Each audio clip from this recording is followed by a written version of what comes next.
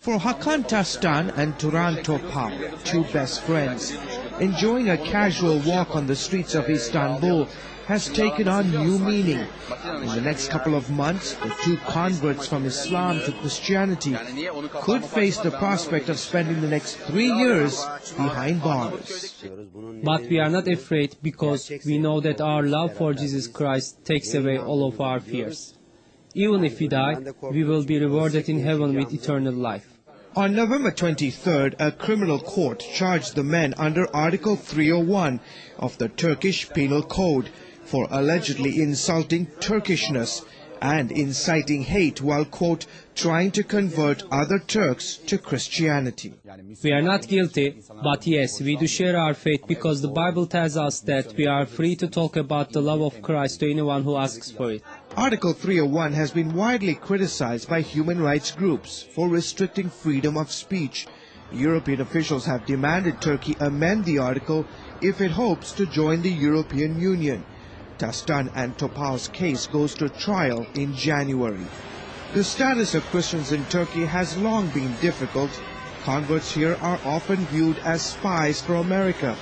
Those caught sharing the gospel are often detained. And those who convert to Christianity are accused of betraying Turkish heritage. We are all Turks and proud of it. God created humans in His likeness, including the Turkish people. Turkey is a secular republic and the constitution provides for freedom of religion. Still, Christians face discrimination. Non-Muslims are barred from joining the police force or the military. Top government positions are off limits to them. Ironically, Christianity has deep roots in what is today Turkey. Right behind me is the Grand Hagia Sophia. You know, when it was built back in 530 AD, the Hagia Sophia stood as the largest church in all of the Christian world. In fact, it was so for almost 1,000 years. But that lasted only till about the 15th century, because then the Ottoman rule came into power and the Ottoman rulers took over the church and converted it into a mosque. And today you see surrounding the Hagia Sophia 4 or 5 huge Muslim pillars. In 1935, it was turned into a museum. Some radical Muslims are demanding that the building be declared a mosque and open for Islamic prayers. Some also see the Pope's visit to the Hagia Sophia today as a sign of Christian ambitions to reclaim the structure as a church. Back in the 20th century, Christians made up about 20% of the Turkish population. Today, however, Christians make up 0.6% of the nearly 66 million people who belong to this nation. There are an estimated 3,500 evangelical Christians here in Turkey.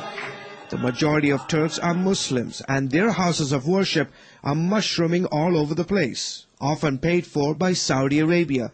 Last count, there were 70,000 mosques dotting the Turkish landscape, but the government does not allow the building of new churches. Just ask Ahmet Guvener what happened when he tried to build a small church in the southeastern region of Turkey. I was tried in a criminal court and given a sentence of 6 months to 2 years in prison. The case was eventually dismissed. But the hardships continued. There was so much press about my case. People were accusing us of all sorts of things. This wore us out as a family. Many Christians are forced to worship in so-called apartment churches. Despite these challenges, the church is experiencing some growth. We see more young people who are becoming Christians. Internet evangelism, Bible distribution, showing the Jesus film and Christian programs on satellite television are exposing people to the gospel.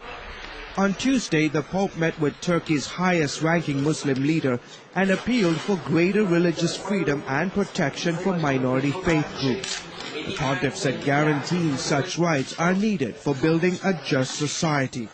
Tastan and Topal say their case will test Turkey's commitment to building such a society. We'll see what happens during our trial in January, and whether this nation really believes in the principles of human rights and religious freedom. George Thomas, CBN News, Istanbul.